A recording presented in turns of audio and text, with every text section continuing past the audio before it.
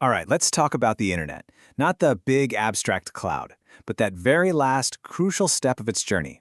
We're talking about the last mile, how the entire digital world actually gets from out there right into your home. I mean, seriously, have you ever stopped to think about it? A signal might cross oceans and continents on these massive underwater cables, but the part that really matters to you and me, that all happens right in your neighborhood. So today, we're going to trace that signal all the way from your internet provider, through the walls, and right to your screen. You know, the best way to think about this is that your home network is its own private little island. Everything in there, your laptop, your phone, your TV, they're all talking to each other. But the internet, that's the huge public world. And to get from your island to the rest of the world, you absolutely need a bridge. So, let's look at the actual hardware that builds that bridge. I'm willing to bet you have these two little boxes blinking away somewhere in your house. And even though they look similar, they do two completely different and totally vital jobs. Okay, think of it this way. The modem is your translator. It takes that signal coming in from the outside world, from your internet service provider, and it converts it into a language your home network can actually understand. Then the router steps in. It's the traffic director for your private island. It creates your Wi-Fi network and makes sure that Netflix stream is going to your TV while that email goes to your laptop and not the other way around. So, the big question is, how does that signal even get to your modem? Well, for a very long time, the most common answer was actually pretty simple and, let's be honest, incredibly cheap. Just use the wires that are already there. And the classic example of this is DSL. That stands for Digital Subscriber Line. This was a really clever piece of engineering that basically repurposed the good old-fashioned copper phone line.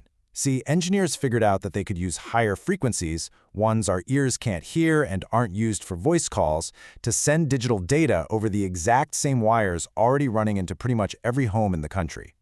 And here is the box that makes that magic happen. See that little port? The one for the phone style plug? That's the connection to the outside world. And that bigger port on the other side, that's the Ethernet connection that goes to your router, which then, creates your private network.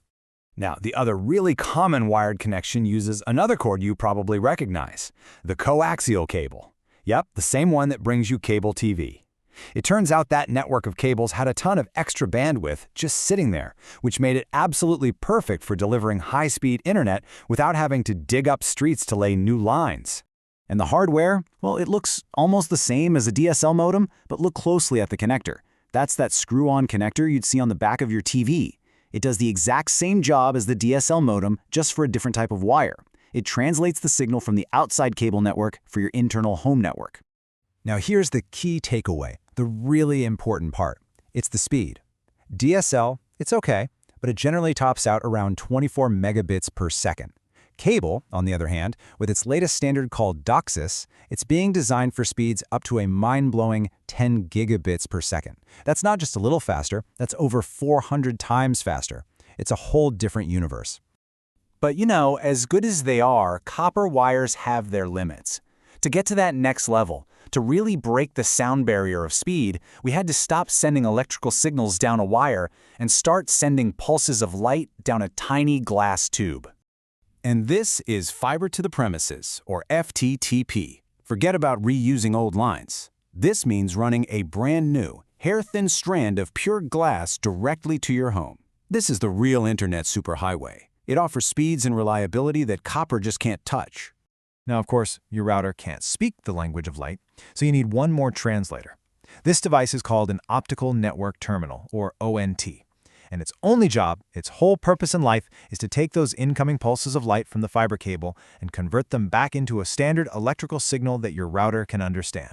But what happens if you can't run a physical cable to your house? Maybe you live in a really remote area, or you're just constantly on the move. Well, sometimes the only way to connect is through the air. For a long, long time, satellite internet was the only game in town for a lot of rural places. And hey, it works. But it has this one huge, unavoidable problem that's literally baked into the laws of physics. And that problem is latency, or in simple terms, delay. Just look at this number. A traditional satellite orbits way up there, over 22,000 miles away. So for your signal to travel all the way up to space and all the way back down, it can take more than half a second. Now, a web page will still load, sure. But for anything happening in real time, like a Zoom call or online gaming, that kind of delay is an absolute deal breaker. So, A new generation of satellite internet is solving this with a really brilliant idea. Instead of one giant satellite super far away, they're launching thousands of smaller satellites in what's called low Earth orbit, or LEO. Because they're so much closer, that crazy latency gets slashed, way down to levels you'd expect from a good wired connection. The trade-off? Well, they're zipping across the sky, so the dish on your roof has to be smart enough to track them as they fly by. And of course, we have to talk about the powerful network we all carry around in our pockets. Cellular has evolved at a blistering pace. 3G, that gave us our first real tastes of mobile data. Then 4G, or LTE, that's what made streaming video on your phone an everyday reality. And now, 5G is becoming a totally viable option for home internet, promising speeds that can go toe-to-toe with even fiber.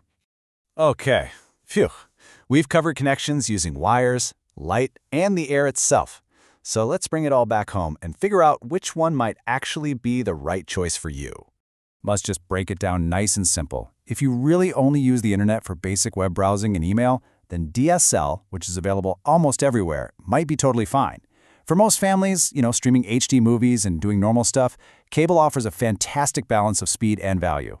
But if you're a serious gamer, a content creator, or you live in a house with a ton of people all online at once, nothing, and I mean nothing, beats the raw speed of fiber.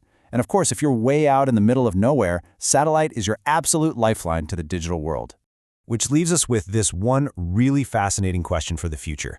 As these massive LEO satellite constellations cover the entire planet, and as 5G wireless just gets faster and more powerful, are we heading towards a future where we don't even need physical wires running to our homes anymore? Could it all be wireless? It's a future that might be a lot closer than you think. Thanks for joining me on this one.